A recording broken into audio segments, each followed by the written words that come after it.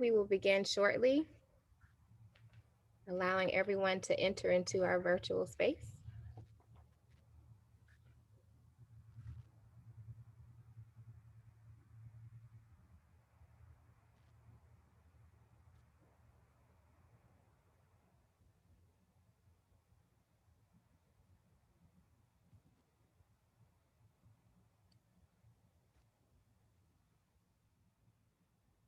We'll give folks a moment or two more to join and we'll get started. Good morning.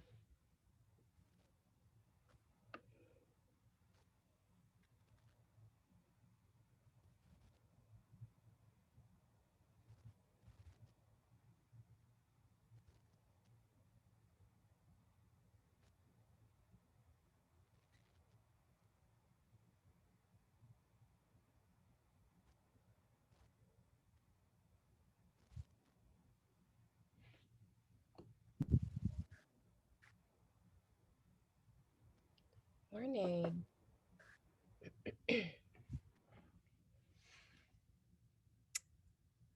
All right, we will go ahead and get started as other people are continuing to join us. Good morning, everyone, and welcome to the COVID-19 vaccine, the facts and the way forward. My name is Robin Bussey, and I am the Community Health Strategist for ARCHI. And on behalf of all of our co-sponsors, we welcome you to today's event. Earlier this year, when we were all gathered at the Commerce Club for what would be our last, at least for a while, quarterly breakfast, we had no idea what we would focus on in December, let alone we had no idea what we would be gathering virtually and relying heavily on reliable Wi-Fi. What we did know is that we would remain committed to bringing you the most relevant health information and highlighting the great work that our partners are doing. This leads us to today's event that will be full of timely and useful information about a topic that is everywhere and affects us all, the COVID-19 vaccine. This morning, our experts will discuss the vaccine and its development, the state's plan for distributing the vaccine, how equity and the consideration of critical populations figures into the state's plan, and localized efforts to get the latest information out about, oh I'm sorry, I had a technical glitch. Latest information out about the virus and vaccine to our communities, especially the Black and Brown communities that have been more severely impacted by the virus. This is only one of a series of ongoing conversations that will continue into and throughout 2021.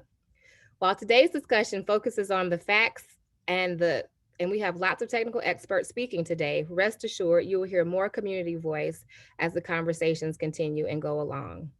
There will be opportunities for questions, so please enter those into the chat and into the Q&A portal. You will receive the presentation and additional resources following the webinar. Now we are going to go to our next slide and we're going to launch a quick poll just to bring you all again into the space and to understand, you can go back one, to understand where you are with the vaccine, what your concerns are. So we're going to go ahead and launch that poll in just a second. So please select as many that apply to you. What are your concerns that you have about the COVID-19 vaccine? So we'll give you all a moment to do that. And if you select other, please include what that other is in the chat. Give us your specifics there. So we'll give folks a moment to respond, and I can't see the numbers. So Mac, I may need you to tell me when we're close. I'll give it another 25 seconds, Robin. Okay, thank you.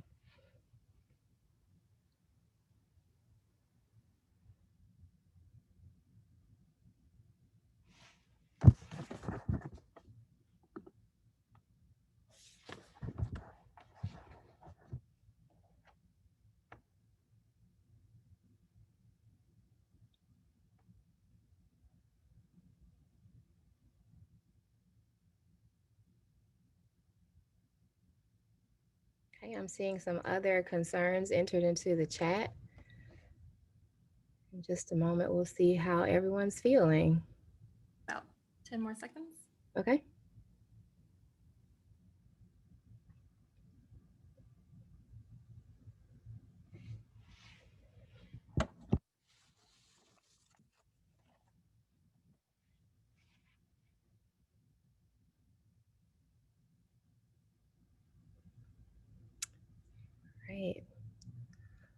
All right, let's see. So, lots of concerns about potential side effects. There are some concerns about the speed at which the vaccines were developed, that the vaccine will not be distributed equitably. And some of the other concerns were concerns that not enough people will take it, and also concerns about the safety for women who are breastfeeding and who are pregnant. So, thank you all. Hopefully, today's discussion will help address and alleviate some of those concerns. But before we dive in, I think it's really important that we hold space for all of those who's lost their lives to this virus, the 300,000 plus people in this country who have lost their lives, to all of those who continue to be impacted by the virus, whether it's through their health, whether it's socially or economically. But most importantly, let's hold space for ourselves and for each other for making it to this date. This has been quite a year, and I'm sure that's an understatement for all of you, but it has been a lot, and it's a real accomplishment and great work that we've gotten to this point, and that we are on day 2 of the release of the vaccine. So it's very important that we hold space for all of those who are continuing to be on the front lines of this battle, and for all of us who continue to go through it. So thank you all. And now, without further delay, I would like to turn it over to Dr. Lily Immergluck, who will walk us through the facts. Thank you all, and Dr. Immergluck. Thank you so much for the opportunity to speak with you today about vaccines. And if I can have the next slide. And the next slide. Next slide. So I'm going to frame the next 20 minutes to in the following order, really for us to get on the same page about vaccines in general, to make sure that we have an understanding about how they work, the process for vaccine development. We hear a lot in the media about emergency use authorization approval versus what does that mean in the face of the standardization of vaccine approval processes. Also, a lot of concern and questions given the information that's been on the news regarding Moderna and the Pfizer vaccines as far as distribution and what does that mean. And lastly, I was asked to comment about vaccine efficacy since the news was shared that for both Pfizer and Moderna in their phase 3 trials, all had or both had 94.5 to 95% efficacy independently derived. Next slide. Sorry, next slide. So I'd like to start this with trying to help people think about why are we doing these COVID-19 vaccine trials. And Dr. Tony Fauci really sums it up nicely. It really truly is a way forward for us by developing a safe and effective medical countermeasure to prevent disease, COVID-19, and enable us to not only save lives, but really bring an end to what we have been swimming through for the last 11 plus months. So what we have developed was a way for our centralization of our clinical research efforts across the country into a single trials network. And that's what has led to what you hear as Operation Warp Speed and also the US COVID Prevention Network. Next slide. The COVID-19 Prevention Network is really built on the foundation of existing vaccine and other trial networks. So it's not like we started from scratch on that piece. And as a consequence, it has allowed us from across the country to join together in an unprecedented way to form a public-private partnership. It allows the government to work with the top candidate vaccine sponsors to pool their resources together in order to go and develop and manufacture and prepare to distribute their vaccine way before some of the news that you have heard recently. Next slide. So why is it important to be a part of this COVID prevention network? I'm just going to share very quickly some of the data that you all have seen through the various dashboards. And I think at the end of that, you should understand or feel that you have a better reason why we should be a part of this prevention network. Next slide. So this is the CDC dashboard and also contains the map of different regions based on the number of cases per 100,000 in the last 7 days. And you can see where Georgia stands. We actually aren't the most intense color. Down below, when I originally had put this together, it was kind of very first week of December. And you see we have 14 million, over 14 million cases. If you hit the next, thank you. Just yesterday, I tried to see where the difference are between beginning of December and now where we are in the middle of December. And you can see how many more cases we have across the country, what's the average daily count in the last 7 days, and the total number of deaths. We're going up in every one of these categories. Next slide. And if you don't understand about the concept of surges, and you've heard about it throughout this pandemic, you can see on this is basically, again, from CDC, the tracker as far as when we've had our different surges. And the left hand side of that shows at the very beginning or January of the pandemic, and the right side is December 2nd. And you can see in our surge now that we are facing, it is so many more times higher than the previous two surges we've had. Next slide. So the grim facts are that we see so many more hospitalizations right now than we have before at any point in the pandemic. We had a record number of deaths on Wednesday. It's probably already hit that again. Every 33 seconds, someone is dying from COVID-19, and it is number one cause of death in the U.S., surpassing that of cancer as well as cardiovascular disease. Next slide.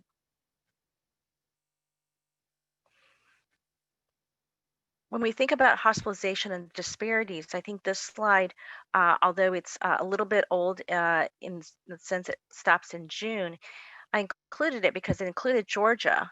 But I think the facts and the trends that you see in this slide still is relevant today, and that you can see the disproportionate number of rates by laboratory confirmed cases among those who are hospitalized for COVID-19.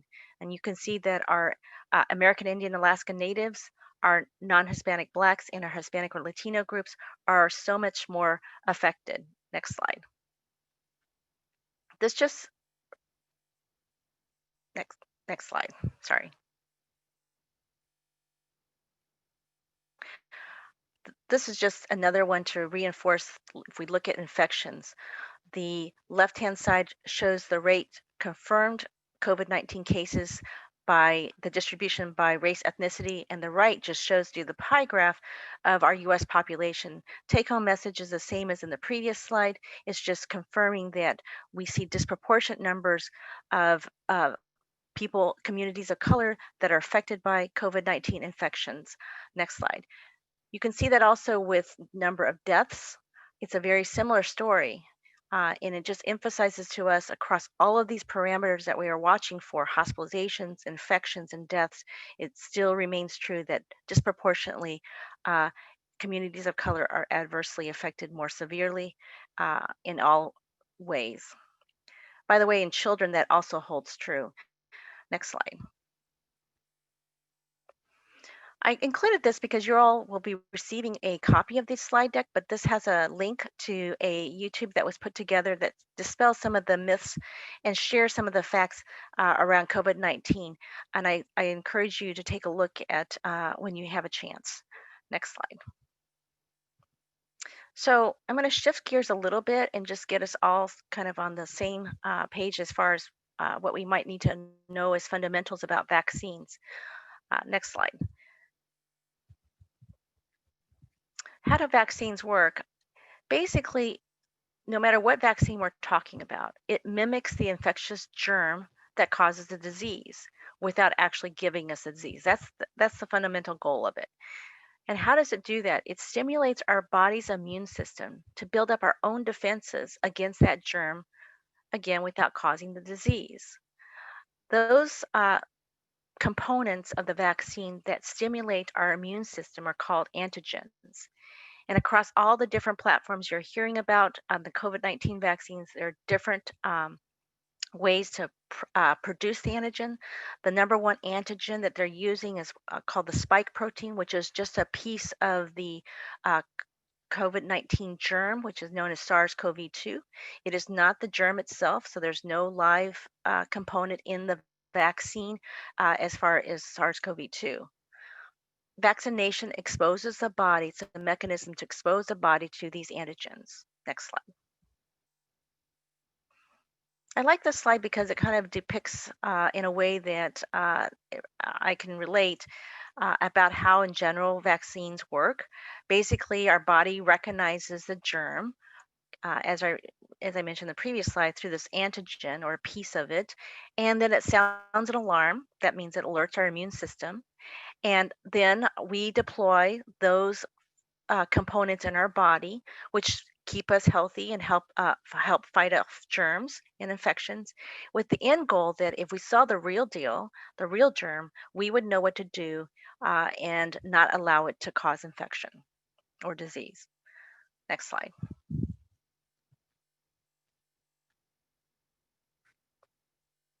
The other thing I like as far as being able to explain how the COVID-19 vaccines work is the fact that the analogy of the bicycle. The bicycle is composed of many parts. You got the wheel, the handlebars, and the chain.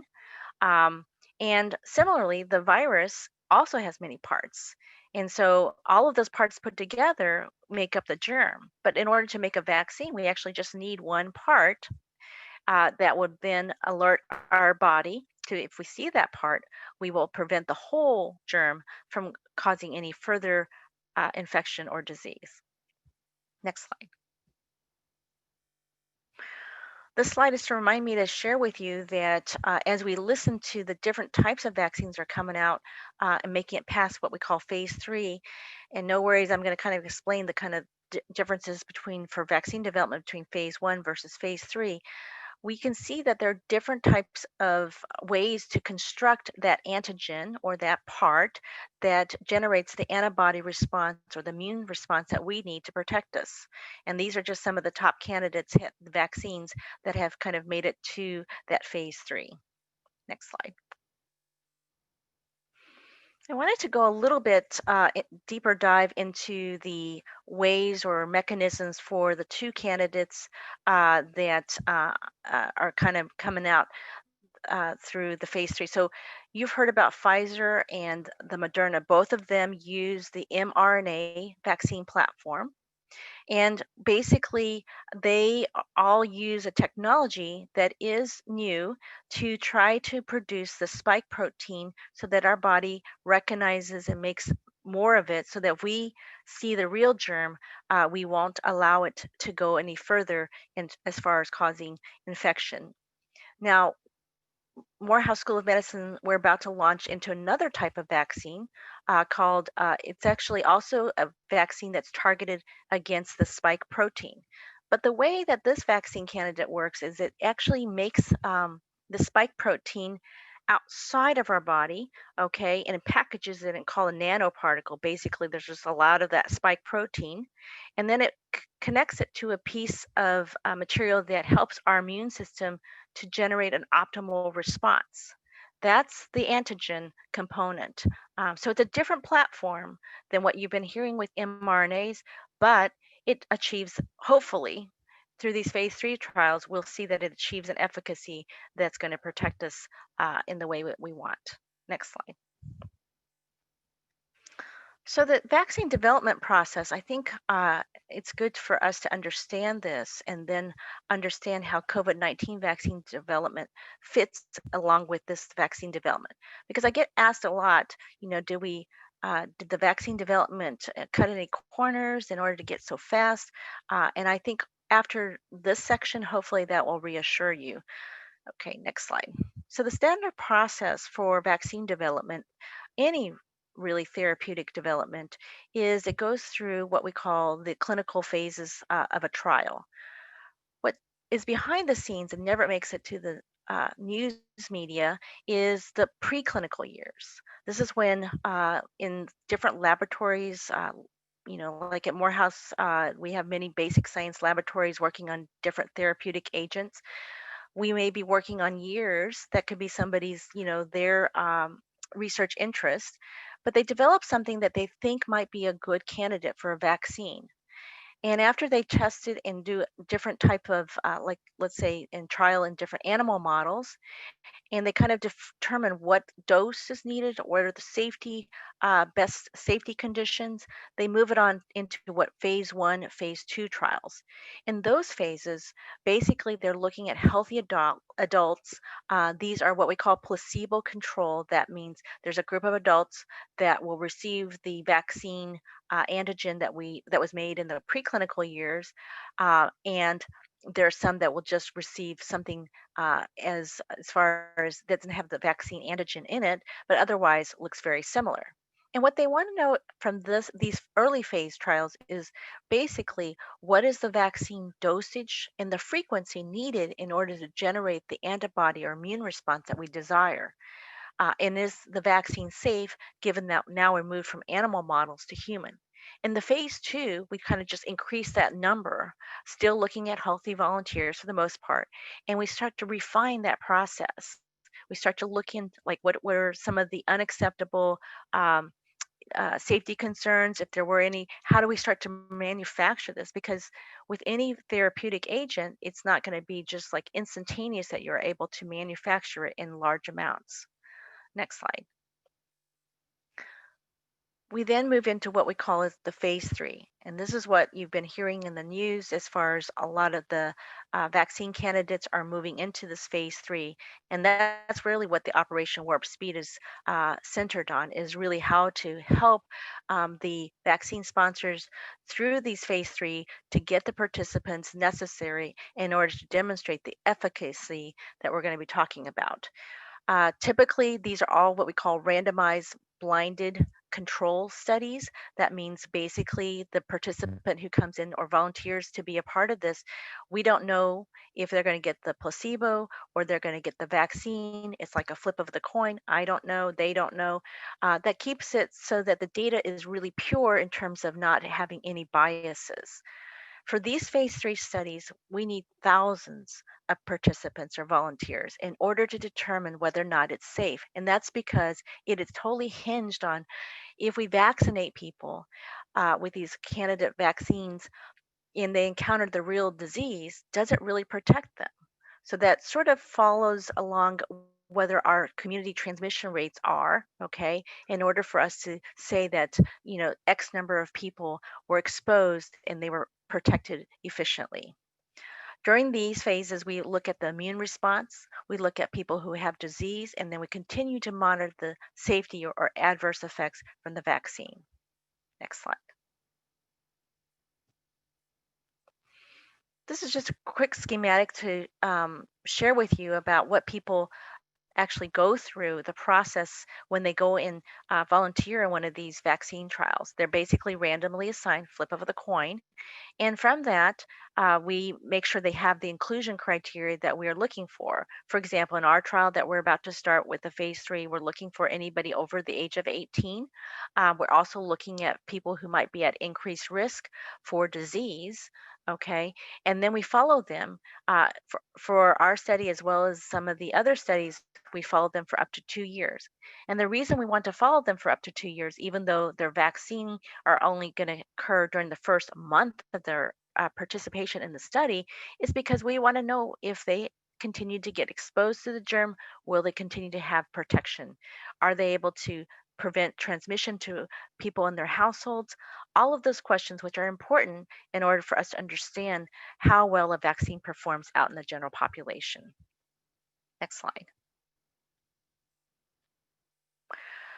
After phase 3, this is sort of where what's happening with the Moderna and Pfizer vaccine, um, or we call post-licensure phase. Uh, we continue to do studies because there's more refinement in this process. Uh, we convene groups of experts at the CDC, as well as other kind of governing bodies.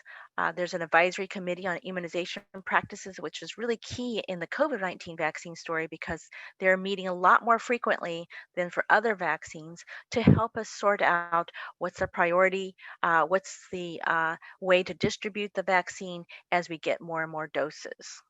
Next slide. So this ASIP group, which you guys are reading about, and these, by the way, are open meetings that you can plug in from your computer and listen to, is comprised of basically medical and public health experts. There are 15 voting members. There's also 30 non-voting members, and it represents a wide spectrum of both lay folks and also people from the scientific and medical as well as public health communities. Next slide. Critical to the ACIP function is their recommendation on who should receive the vaccine, how many doses are needed for a particular vaccine, how much time between the doses, and also the precautions and contraindications to share with the folks who are going to receive the vaccine. Next slide. The other piece that's been all along informed throughout each of these vaccine candidates through the early phases that I mentioned all the way through the existing phase of post-licensure is a data safety monitoring board. This is important to understand because this is an independent body of folks who look at any kind of, adverse events or things that are unexpected for a vaccine. So what's unexpected? I'm going to go into that a little bit later, but when you go and get your flu vaccine, you might get a little bit of soreness of the arm, you might get a little bit of fever. That's an expected reaction. But if you have something that we don't think of would occur with routine vaccination, that's when we want to look at closer. Is it vaccine related? Do we need to do anything further about that?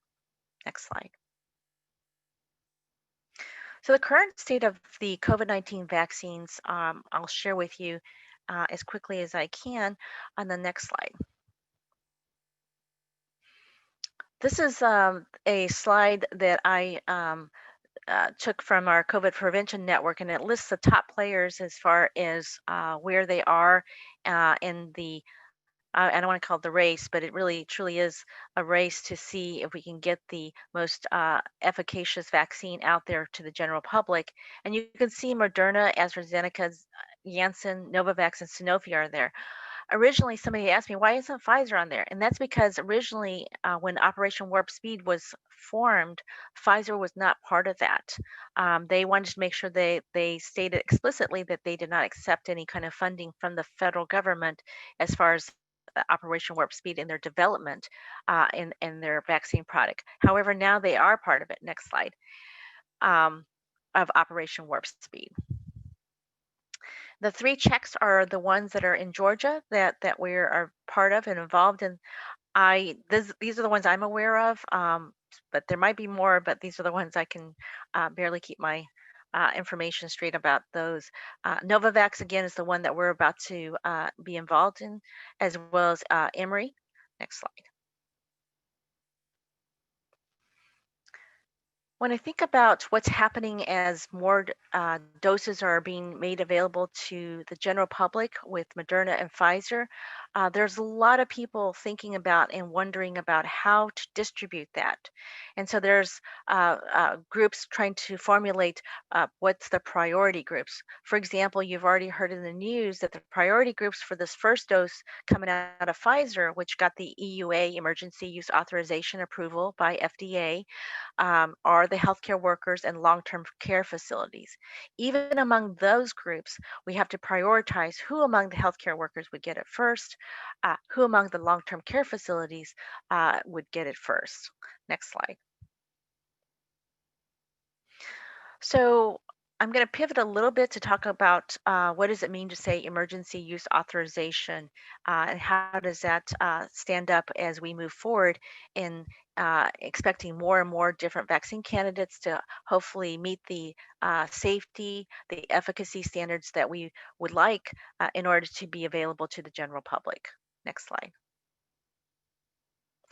This is a big, long list. I'm not going to go through it all, but this is the FDA approval process in order for us, for FDA to issue that emergency use authorization. Basically, it goes through from the very beginning, those preclinical stages, where a vaccine manufacturer conducts that laboratory research of a vaccine candidate, all the way through the process at the bottom to issue that emergency use authorization. Next slide. Key points, just to give you an example, is where each of these vaccine candidates are. And I'm again using my what we're planning to use at Morehouse School of Medicine, the Novavax, um, and we're about to enter into the phase 3. And I put December blank because we think that we're going to be starting very shortly. But you can see where Moderna falls. It's in December 17th. This is probably my cue that I have to hurry. Um, and then Pfizer is already at the EUA. Next slide. Updates. These are key date points, and I'm going to focus on the next slide to show what you guys have heard. This is basically the first 2 citizens in different countries that have received the first COVID-19 vaccine. The one in the U.S. was an ICU nurse yesterday who got the first dose shortly after 9 a.m. So anyway, next slide. Distribution timeline. Let me just share a couple salient features about this. Next slide. When we consider that 47% of a poll done by the Associated Press showed that people would want to get vaccinated, that leaves a whole lot of people who probably wouldn't or are thinking about it.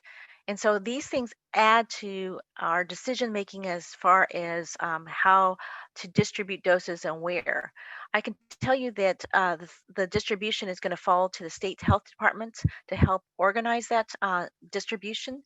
And if you think at the last bullet point, is looking at how much demand do we have versus availability. So, for example, there are 21 million U.S. healthcare personnel, 3 million adults living in long-term care facilities. If you multiply that by 2, you get 48 million doses right off the bat that are needed. And then you got to look at, does Pfizer and Moderna to collectively have those 48 million doses? Next slide. I'm going to skip through this. Next slide.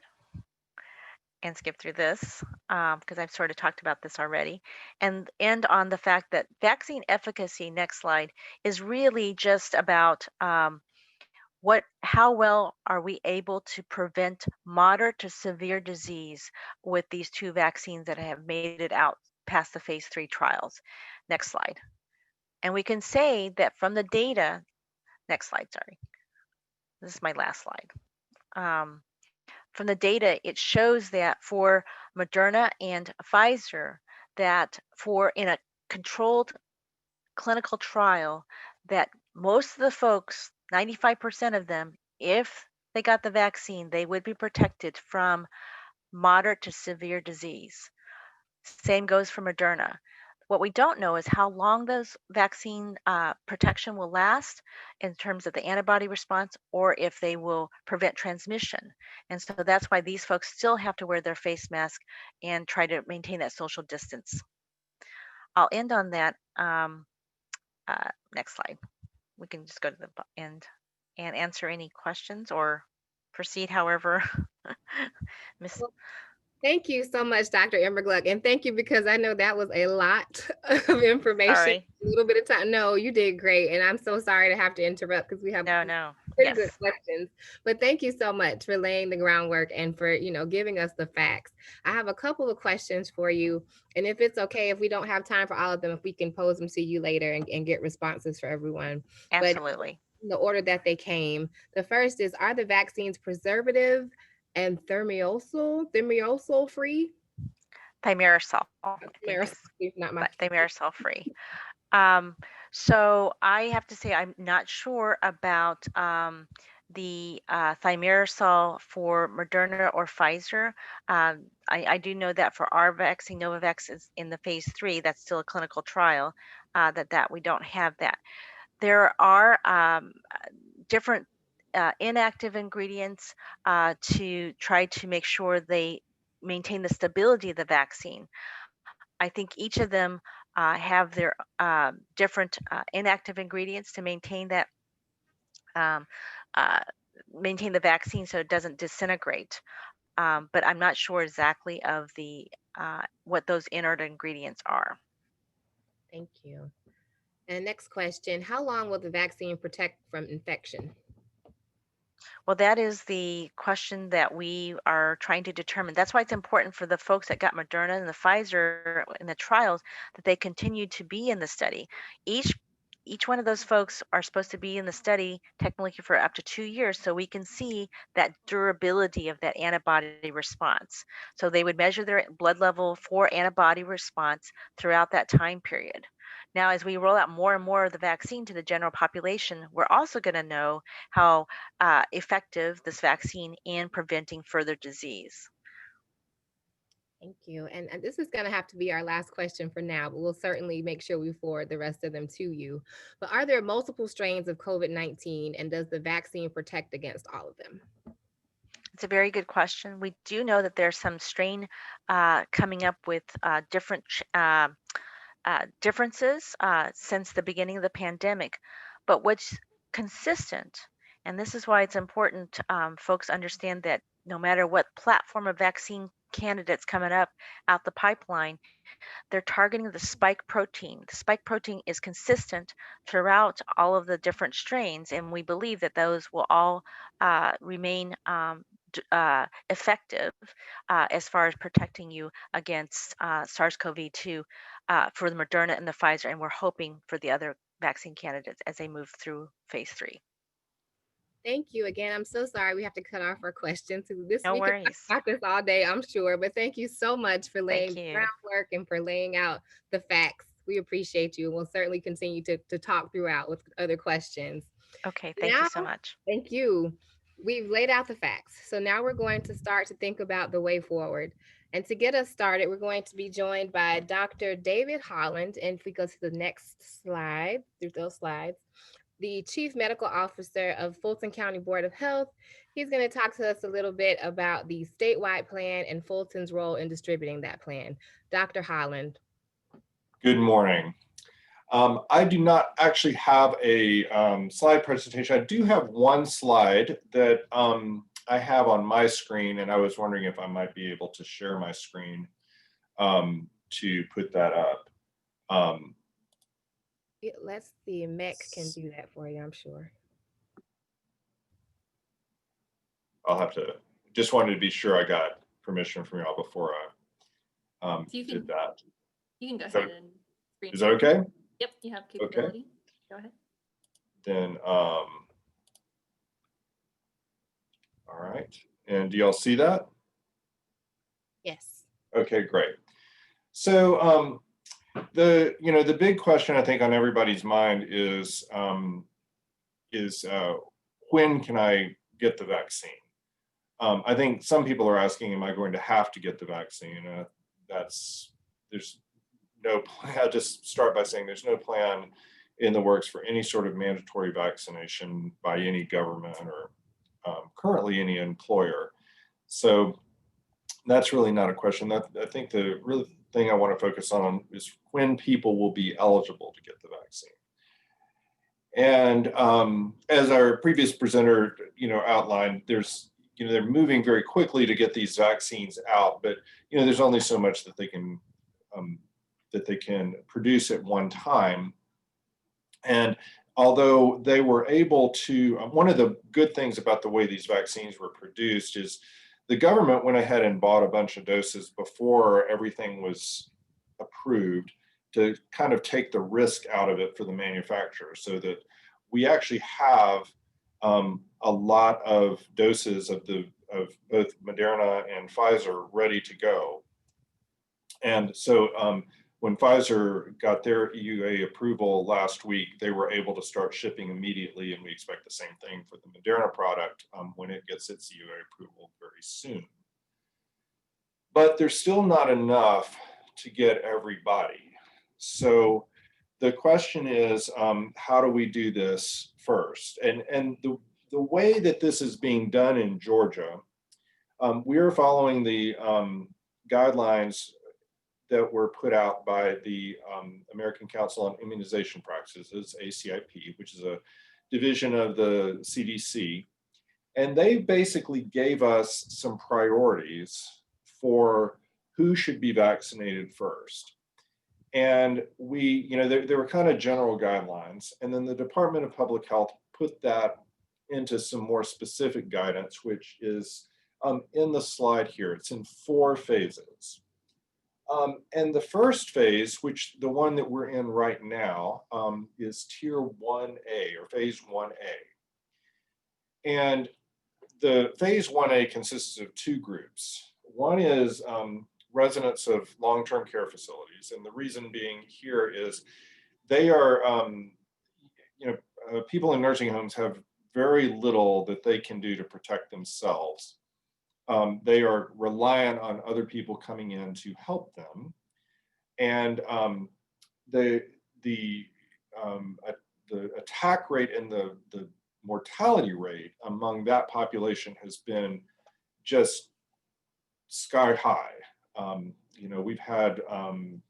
We've had facilities where when COVID got in there, 60% of the people, that 60% of the residents got infected, and up to like 10-15% of the entire population died.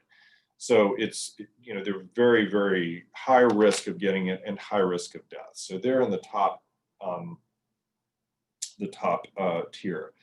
And the other tier is physicians and other healthcare workers, primarily those that are working directly with COVID, people that are, ICU nurses and doctors and emergency room people, the lab workers, and then also the people that are out collecting the specimens out here. We have lots of testing sites, and so those people are also at high risk of acquiring COVID. So those people are all in that first tier.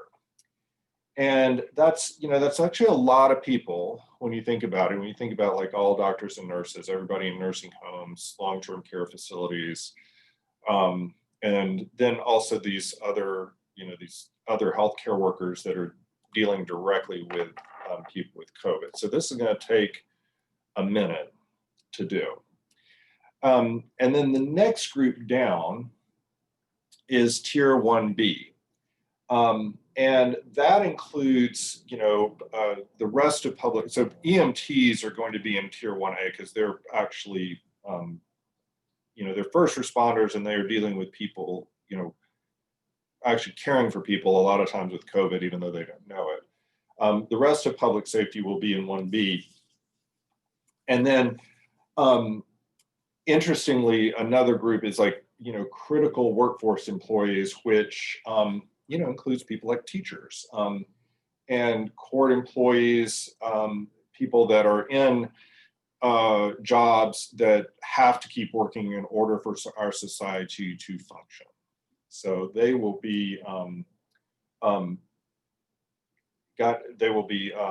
vaccines in Tier 1B. And then the next group down is adults over 65 that have comorbid conditions, because those individuals are at high risk of death.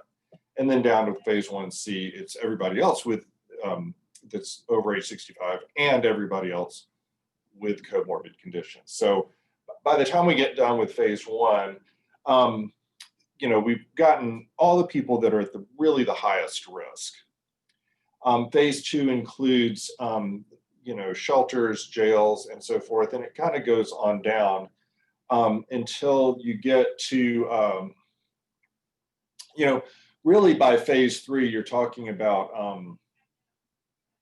kind of almost everybody, because by the time you've gotten there, you've gotten everybody from age 18 up to 18 and up.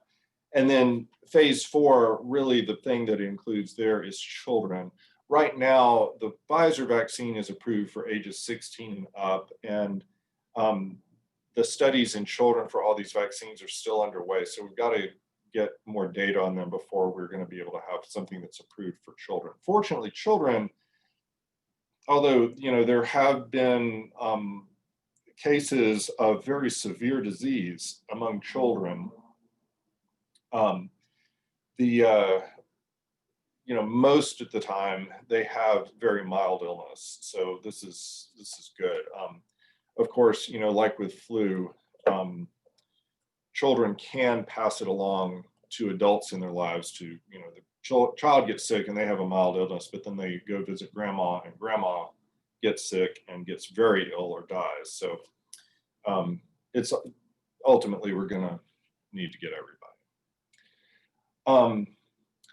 But the way this is being rolled out with Pfizer is that everybody, they start, again, back to, we start with Tier 1A, and the long-term care facilities, hospitals, big medical practices, so forth, were offered the option to sign up to receive vaccine directly from the manufacturer. And we all submitted information about how many people we needed to tackle with this. And then based on that, we were approved in some priority order about getting our vaccine. And the nursing homes actually are being encouraged to partner with CVS or Walgreens, who are part of a federal program to distribute these vaccines directly to people in these facilities. This vaccine requires a special freezer in order to store it. So most places can't do that on their own. But through this partnership with CVS and Walgreens, the nursing homes not only get access to vaccine, but get people that can come out and vaccinate their staff and their residents very quickly. So almost everybody in the state did that. The hospitals, of course, are getting their own supply to start vaccinating their staff, their most high-risk staff, and then on down. And then the health departments are getting vaccine to vaccinate the staff that are doing all the testing and everything. And then we also are going to be responsible for vaccinating the doctors that and other medical staff that are not part of large medical centers. So like, for example, Grady is going to get their own vaccine to vaccinate all their staff. But like if the small medical practices or some of the community health centers don't have access to that. So the health departments are taking that on to make sure that those people get vaccinated. And here in Fulton County, we're going to be putting some information on our website soon so that we can get people registered for that. You may have heard that the vaccine did roll out. It rolled out to 4 counties in Georgia that were part of an early launch program with CDC. And the first people in Georgia did get vaccinated yesterday.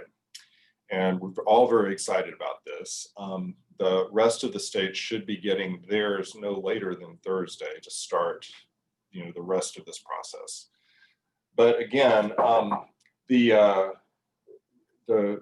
first phase, is we got to get those individuals first, and then can start moving down the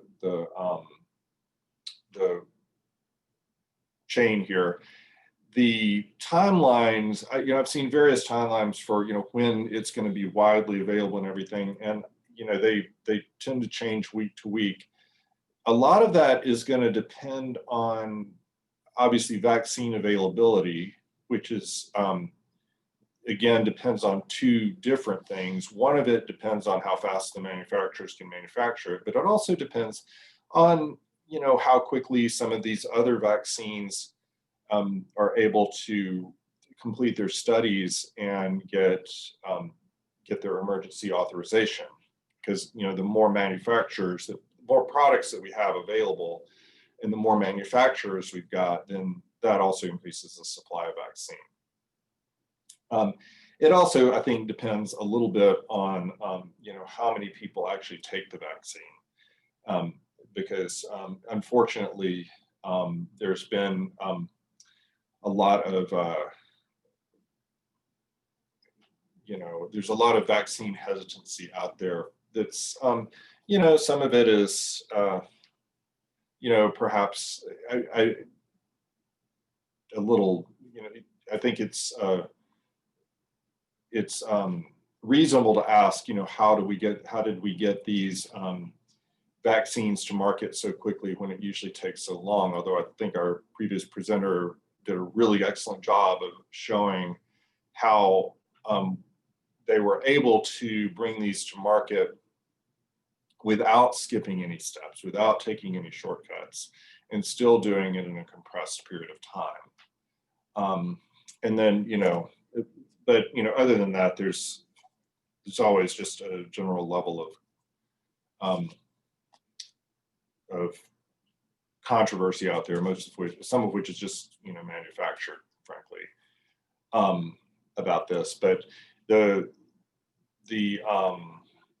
more people that accept the vaccine, the longer it's going to take us to get everybody vaccinated. And I do hope that everybody here that is listening to this is planning on taking the vaccine. I'm planning to take it myself, and I do deal directly with patients. I'm wearing scrubs today. I actually have to go over to the hospital this afternoon and see some patients. I do work directly with COVID patients. So I'm going to get a vaccine hopefully pretty soon. And when I do get it, it is going to be, we're going to videotape it and post it to our social media accounts on at Fulton Health at Twitter, Instagram, and Facebook. So as is our health director and some others. So, we really want to get this information out about not just why they're important, but why the vaccines are safe. They are our way out of this pandemic, and this is our. I just want to say the Department of Public Health, and in particular the Fulton County Board of Health, are really, really committed to bringing these to market, not brought to market, but getting these out to the public as quickly and efficiently as possible. So you can stay tuned to our website if you live in Fulton County about how we move through these phases, and how you might be able to register for an appointment for the vaccine as we get through to the different groups. So, but I will stop there. I'm happy to answer any questions. Thank you so much, Dr. Holland. We know this is a very, very busy time for you. I see that we have one in particular that came up when you were speaking. It says, since we have communities, zip codes, counties, communities of color with higher risk, what is the reasoning for not including those groups in a high priority area?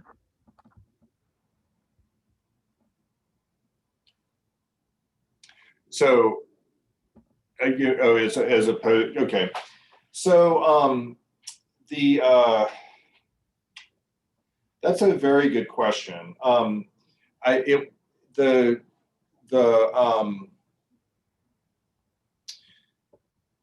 And what I will say is that,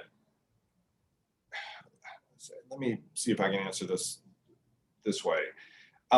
They weren't listed in the DPH plan, and they weren't listed separately because they weren't listed separately as in the ACIP. However, when we roll this out, as we did with testing, we always make sure that the hardest hit areas get extra attention when it comes to rollout. And for example, with our testing, we used our mobile unit to bring testing into areas that were not seeing high rates of COVID, and also weren't necessarily conveniently located to one of our drive-through testing centers. And we plan to do exactly the same thing with vaccines, and using a lot of our mobile units to reach out into those areas. Thank you so much. Again, we appreciate your time. We know that you have to go, so thank you so much for making this time. And if it's okay, if we have any other questions, we'll forward them to you to get a follow-up response. And if we can also share your slide with the group, that would be great. So absolutely. thank you so much, and continue to please take care. Okay. Thank you. So now we're going to go ahead and kind of switch over. We're going to change screens. Some things that were raised both by Dr. Immergluck and by Dr. Holland around the equity implications of the distribution of the vaccine in Georgia. So now we'll turn it over to Megan. Thank you. Thank you so much, and thanks for having me here. And thank you, Dr. Immergluck and Dr. Holland. I do think the presentations that they provided really set up the conversation about assessing the health equity implications of Georgia's plan very nicely. Next slide, please. Before discussing the Georgia vaccination plan, I think it's important that we continue to dig into the health equity effect, or the health disparities that have been caused by COVID-19 and its effect on communities of color. We started seeing numbers in early April showing that Black, Hispanic, and Native Americans were disproportionately represented in the COVID-19 confirmed cases and deaths. And those of us that have tracked racial and ethnic disparities in health outcomes, unfortunately, we're not surprised to see these statistics. But I think the magnitude of the disparities was and continues to be stunning. Next slide. The national trend is also reflected in Georgia's COVID case and death rates. This slide shows data from just 2 days ago, which shows higher rates of confirmed cases among Blacks, Hispanics, Native Hawaiian, and Pacific Islanders than whites per 100,000 in the population, and higher death rates among Black people. I also want to point out that 82% of the cases were reported with race and ethnicity, but that leaves almost 20% that were reported with no race and ethnicity, which is, I think, an important nugget of information that we'll come back to once we get into the vaccination plan. Next slide. So in May, some of my research colleagues in the National Center for Primary Care, we found associations between the COVID case rates and the percent Black population in a county in Georgia. And we controlled in this study for other social factors like poverty and having health insurance, but the only statistically significant factor associated with COVID-19 cases was percent Black in the population. Our more recent analysis is showing that this factor still holds true, and that counties designated as primary care health professional shortage areas are also associated with higher COVID case and death rates. Next slide. But I think that this information is really important to put into context with some of the causes for the disparities that we're seeing. I think the media coverage highlighting the disparities has been robust and in general pretty good.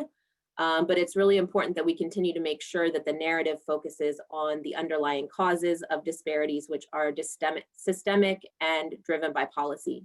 Systemic racism can be traced as the root cause of COVID-19 disparities, in addition to the historical disparities that we have seen with other health outcomes like diabetes and maternal mortality. There have been some research and stories focusing on the impact of individual behaviors, masking behaviors, social distancing behaviors, but I really think the evidence is suggesting that people of color are more likely to serve in essential positions, meaning they are continuing to work and more likely to be exposed to the virus.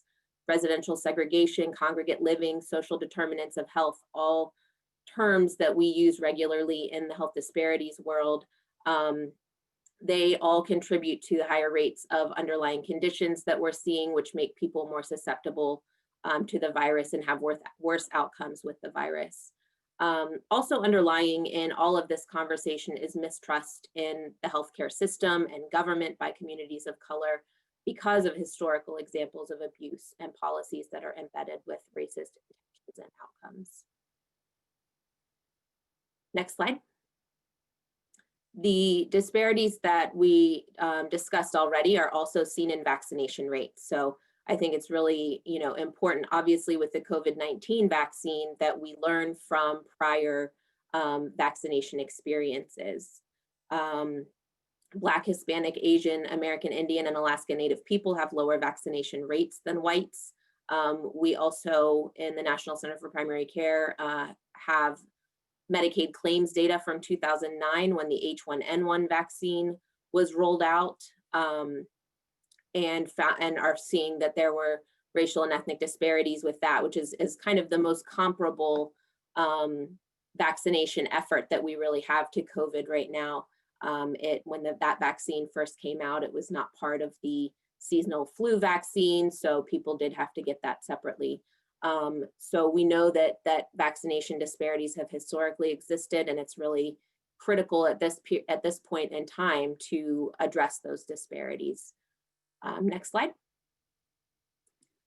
So a recent study provided some hopeful information about COVID vaccine hesitancy, hopefully rebutting some of the stories and anecdotal information that we're hearing very loudly right now about vaccine hesitancy.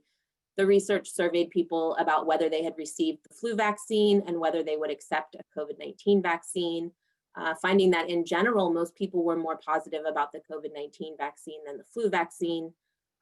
Still, problematic numbers overall if we're trying to get above the 50, 60, 70% of people vaccinated, but also finding that Black people surveyed were the only racial and ethnic minority group reporting slightly more acceptance of the flu vaccine than the COVID-19 vaccine. Next slide. So applying a health equity lens to Georgia's COVID-19 vaccination plan, and some of this has already been discussed in the previous presentations, but the national recommendations emphasize the critical importance of equitable allocation of the COVID-19 vaccine for mitigating health disparities. The National Academies of Medicine issued a framework for equitable allocation, which is mentioned and embedded within the Georgia COVID-19 vaccination plan. And it recommended prioritizing allocation to areas identified as vulnerable through the CDC Social Vulnerability Index, which determines an area's social vulnerability based on social factors, which do include race, racial and ethnic distribution. So I think that that's one thing to kind of contextualize within the previous conversation and the last question about how racial and ethnic communities that we know from the data have been hardest hit. How do we actually prioritize those communities when they're not being explicitly called out in the plan for prioritization? CDC's Advisory Committee on Immunization Practices proposed prioritizing the groups that were discussed in the last presentation, including healthcare workers, long-term care facility residents, other essential workers, and older adults. In thinking through the COVID-19 vaccination plan for Georgia, I think applying a health equity lens, there are 4 areas that we've really been focusing on, and I think in this presentation we'll unpack a little bit. But first, I want to talk about the importance of language. There is language in the plan talking about the health equity team that DPH has put together. There is language reflecting critical populations, community-based organizations, and the role that they play in making sure that this plan is implemented effectively. But there's always room for more prioritization in our mind of health equity.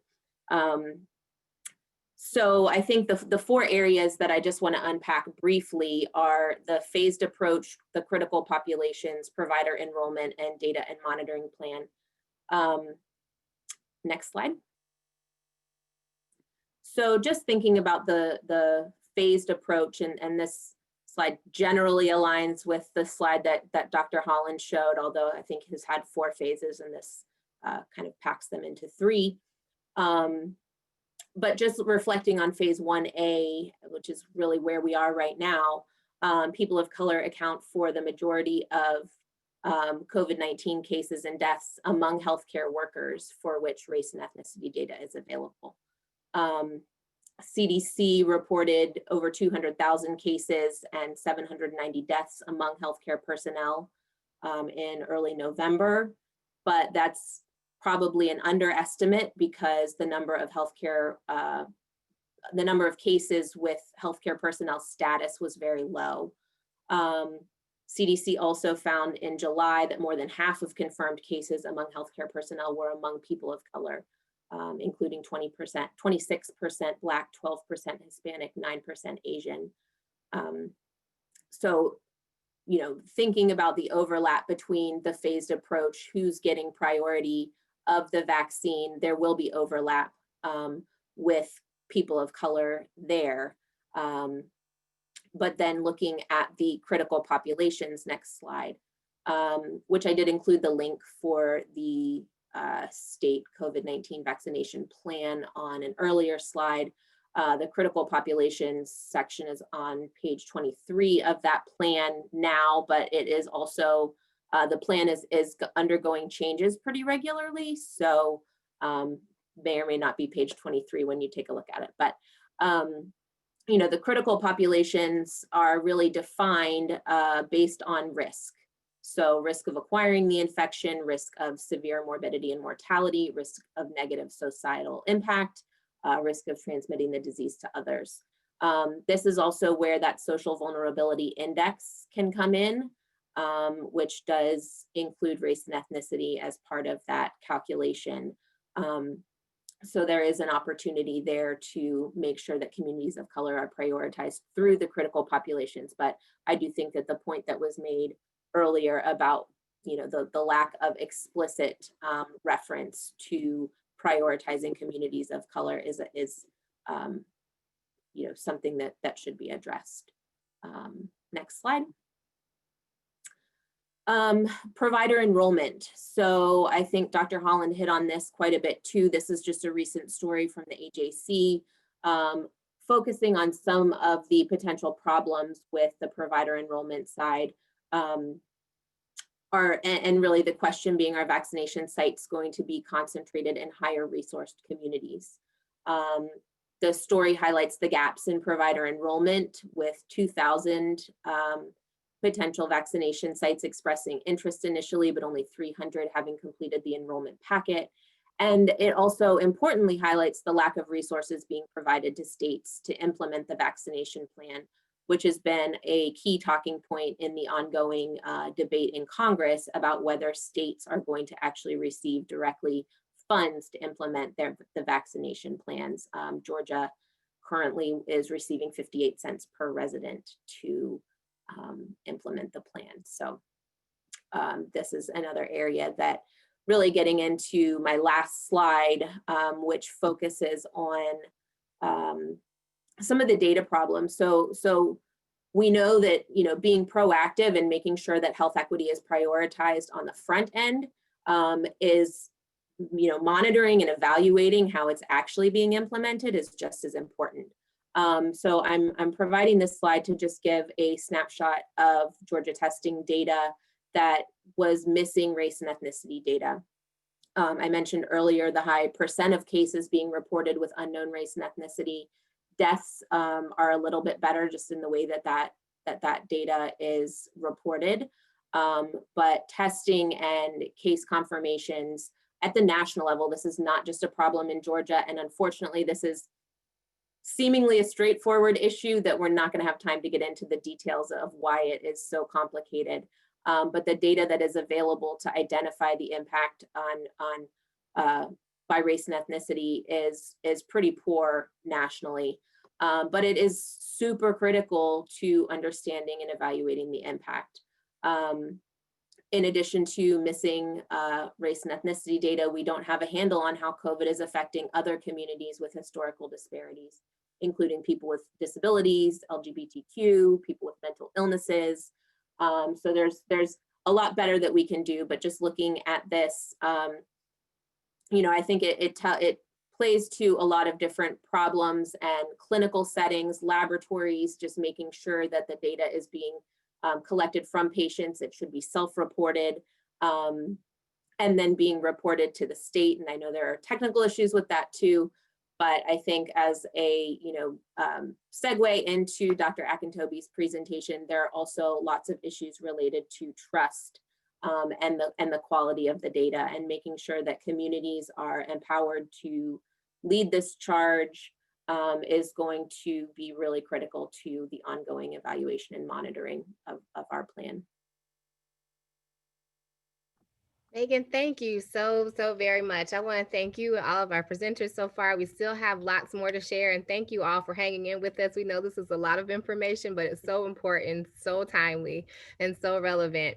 And we are continuing to take your questions, so please hold them. So I know we have one for Megan we're going to hold until our next segment. So thank you again, and please hang in there with us.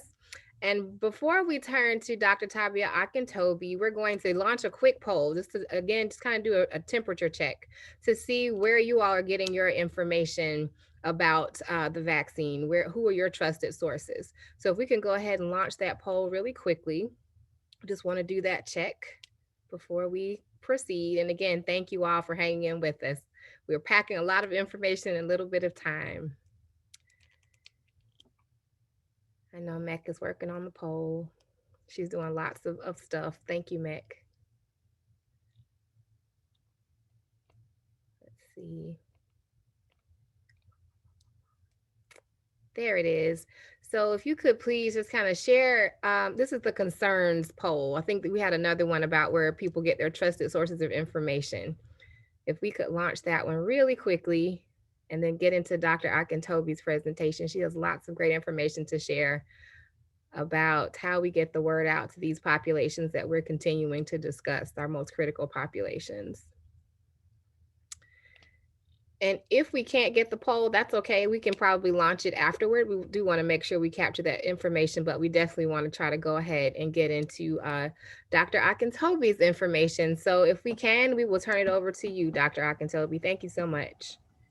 Thank you so much, Robin and Catherine, and to everyone for taking the time out of your day to learn, to engage, and certainly we look to your feedback, insights, and questions to help us to continue the conversation and to make sure that we're providing you with the information that you can use to be able to talk to the patients and community populations that you serve and collaborate with. So if you can go to the next slide, please. So you've heard a lot from Dr. Immergluck, Dr. Holland, and Megan about the stats. So basically what we know about who is disproportionately affected, both in the nation and in our state. You've heard about the realities of the vaccine in our state, its distribution, and a bit about who is up first, and it certainly compelled us through a few of the questions that have come in and that we're also seeing that we really need to do a better job of making plain the reasons why some groups are up and invited to participate, because these are among the things that both you as leaders, but certainly community residents need to know before they make a decision about considering participation in a vaccine trial. And I do want to say up front, through our collaboration with ARCHI, all of us want to do the best that we can to understand and engage first. We must hear, we must understand context behind where people are right now, not just in terms of a vaccine, but also COVID. We've all evolved through this year. And certainly as we think about bringing together our best leadership, our best and trusted messengers and messages, we want to be sure that we acknowledge where people are. So part of what I'm here to talk about and invite you to is to learn about and consider how what you are already doing can contribute to what's called Georgia CEAL. Georgia CEAL is a community engaged alliance really to mitigate and fight COVID. And it is something that is designed not to recreate any wheels. So it obviously takes all of us to work together to address the realities of COVID in our state. Next slide, please. So some of this has been shared before, but I'll just share it a bit in a different way. You know, the stats are great. We know that there are challenges with it. We understand and are clear that particularly in our state, Black and Latinx communities are disproportionately affected by COVID. But even as we move to discussions surrounding a potential vaccine, we must attend to the concerns and the questions that people have related to why. And that must be understood. I mean, I'm in conversations regularly, as are many of the colleagues on the panel and you as well. You know, why is it us, or why is it predominantly Latinx and Black communities in our state and nationally? We must take the time to foster that understanding that it is about multiple layers of identity um, that really help to understand that why, because even that is fraught with a lot of misinformation that is important for us to really unpack. I think what has been amazing about this year is that none of us wanted to be in this COVID place. But what it has done is that it has illuminated the importance of people like you who are in public health, in social services, already doing the work to address all of the social determinants of health, to provide linkages to supports that are needed now more than ever. And people are actually understanding that there's something called health disparities, and you know, they may not use that term, but a lot of the reasons why we have been doing this work for years has been illuminated by the unfortunate realities of COVID. So what we know about the why is that people who are over the age of 60 account for 60% of hospitalizations and ICU admissions. We also know that communities or patients with pre-existing conditions, right? So those pesky, chronic, obstinate disparities like diabetes and cardiovascular disease that were already with us, they're more likely, right, to die from complications related to COVID. And then we already know, and it was discussed a little bit earlier, communities of color are certainly overrepresented, right? So if you think about kind of those multiple layers of identity, you can be older with a pre-existing condition, you can be younger, and with a pre-existing condition. So it's important for us to not take for granted the importance of basic and fundamentally important information as to why the risks are, right? And Megan was just so strategically ahead of me and talked about the importance of understanding the risks for risk, right? And these are not just about the individual, but they are about the systems that make up and help to explain the differences. Next slide, please. So yeah, we know about the 3 W's: wear a face covering, watch your distance, wash your hands, all of these things that we should just do, right? And of course, all of us are promoting that and trying to do it, but there are reasons also why that don't lie solely with the individual that can make that message and that communication something that we shouldn't take for granted as being as easy as we think. Next slide. So as was discussed a little earlier, I just want to summarize this in a different way. We know that Black, Native, and Latinx communities happen to frequently dwell in multi-generational households that we take pride in. But these households create risks for transmission of the virus. We also know that we're more likely to be, or these communities are more likely to be frontline workers that cannot work from home. They're more likely to be underinsured or not to have insurance, all those things that we already know.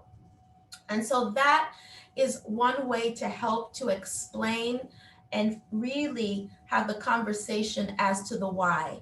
And when we think about the mistrust and the fear that has been alluded to earlier and that we're seeing and understanding already, a lot of it is about not taking the time to have the conversations about the why. Because for many, people not only think that this pandemic was manufactured to target communities of color, but they also need to have the conversations with us and others to understand the history behind the inequities, right? The social, political inequities that result in why more are hospitalized, dying, and getting sick related to this virus. Those are the things that we must unpack, discuss, and acknowledge, in addition to the history of medical mistrust, the history of mistrust for those of us who are in academia, even if we are in organizations that are doing our best to ensure and continue to maintain the community's trust. So this notion of mistrust and certainly misinformation is something that we have to work together to address. Next slide. So just to pivot into the so what, now what?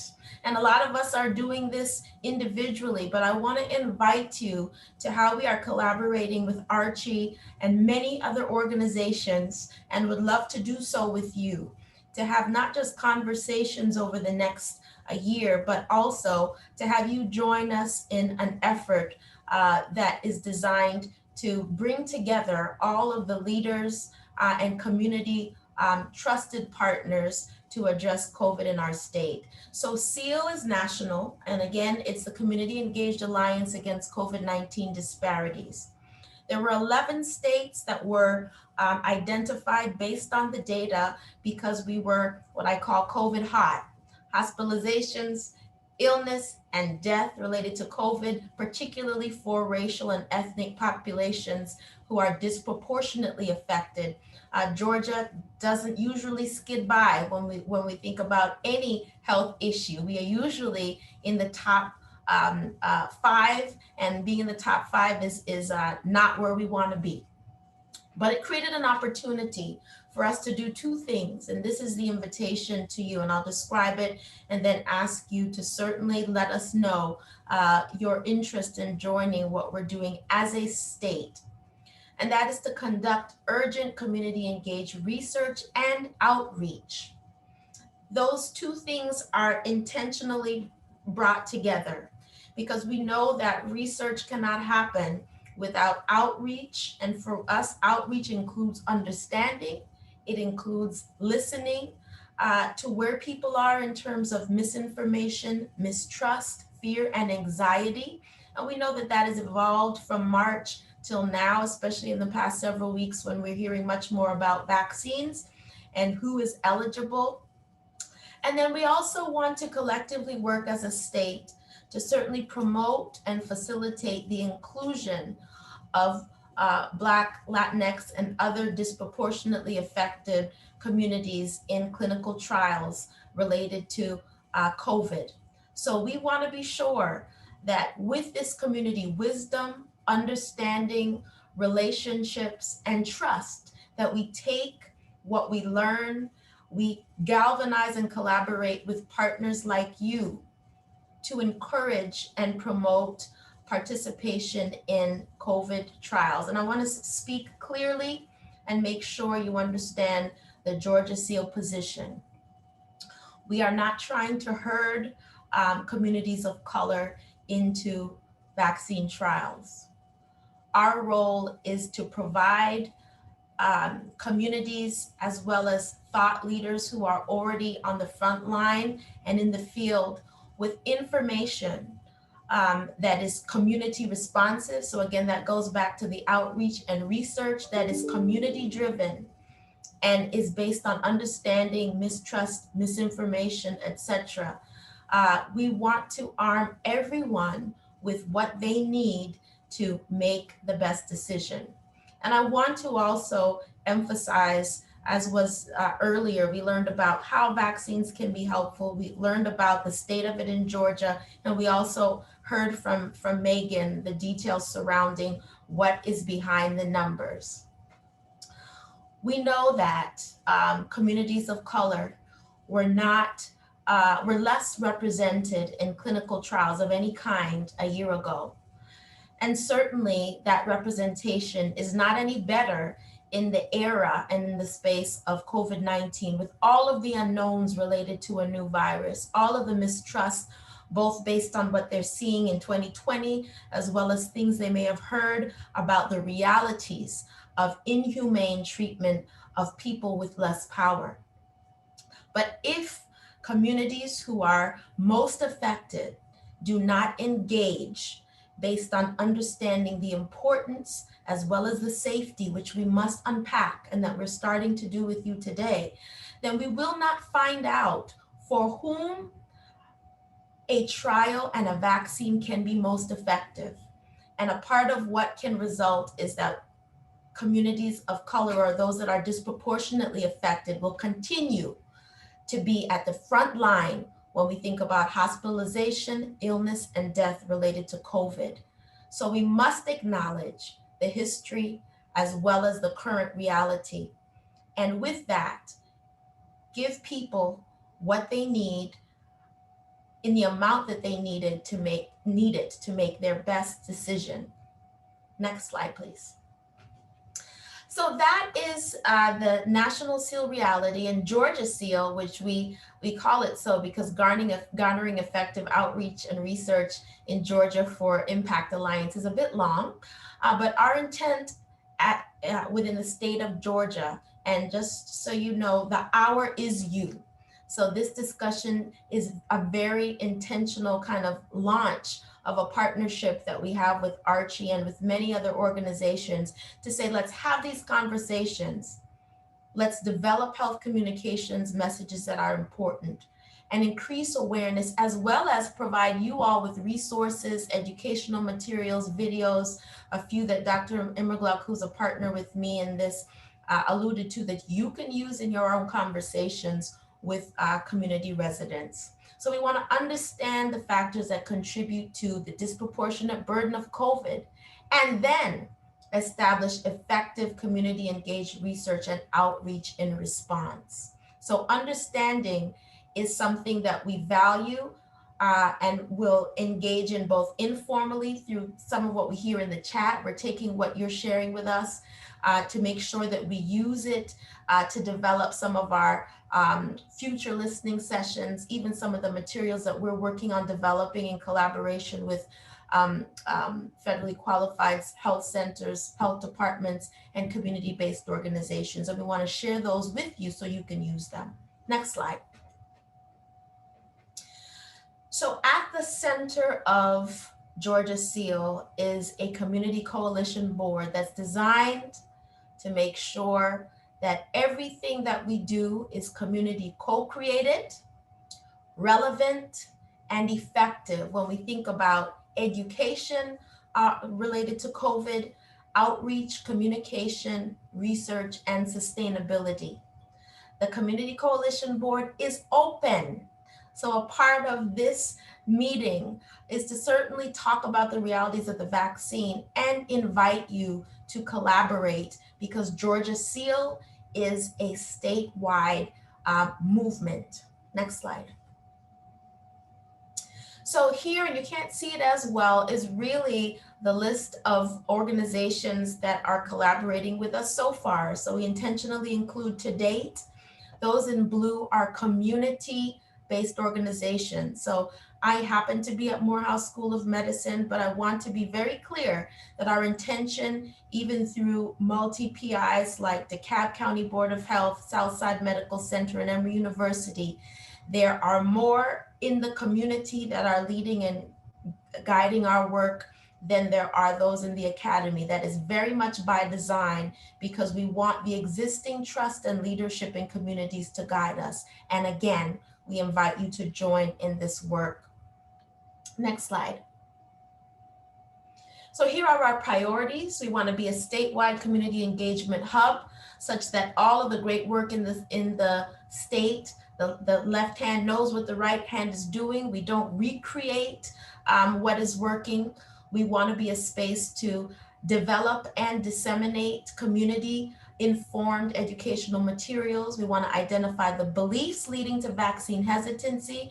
And we also want to develop scientifically and culturally sensitive information towards vaccine readiness and participation. And I know my time is short. Thank you so much, Robin. Next slide.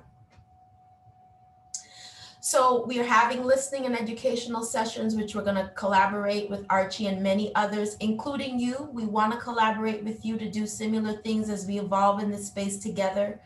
We are in the midst of having interviews with Latinx and Black community leaders, and that will be followed by focus groups and surveys that all are being community reviewed, torn apart, put back together to make sure every single word is reflective of what should be in terms of the messages, even in how we ask the questions of community leaders and residents. And then we'll be also developing health communications testing and a campaign.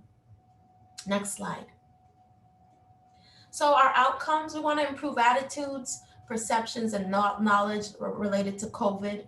And most importantly, and really related to why we are here, is to systematically engage respected community partners that can be leveraged based on your existing culturally sensitive prevention, mitigation, and risk messaging strategies. And we want to give you information that you can use that's been vetted by the NIH, and also that we are adapting to make sure that we're not just taking what the government says, but we are tweaking it, adjusting it to make sure that it's relevant to the needs of communities and certainly our state and you. And ultimately, we want to increase vaccine intention, confidence, and trust. So I'll say that again: vaccine intention, confidence, and trust. And if people have that, they may consider participating in a vaccine trial. Next slide, and I'm almost done. So we invite you to partner with us. If you have an event, if you have an initiative that's designed to do that, and you're probably on this call to learn or because you're trying to do something similar, we want to collaborate with you and co-sponsor forums to elevate, inform about how communities can share with us their experiences towards mitigating and fighting COVID towards a healthy Georgia. Thank you so much. Certainly my information will be sent to you, and we look forward to collaborating. Catherine and Robin, thanks so much. Thank you, Dr. Akintobi. Thank you, Megan. Thank you, Dr. Holland. Thank you, Dr. Immergluck. We're going to change screens. So let's go through all of that lovely technical stuff. And we're going to turn it over now to Megan Douglas, also of Morehouse School of Medicine. And she is going to talk to us about the way forward and also continue to speak on more.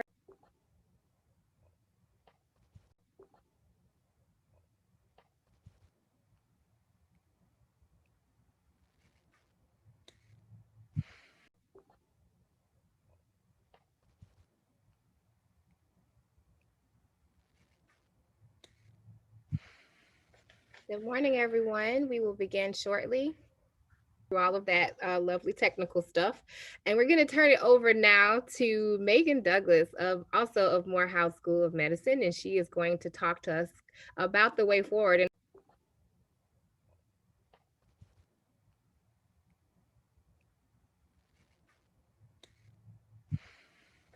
good morning, everyone.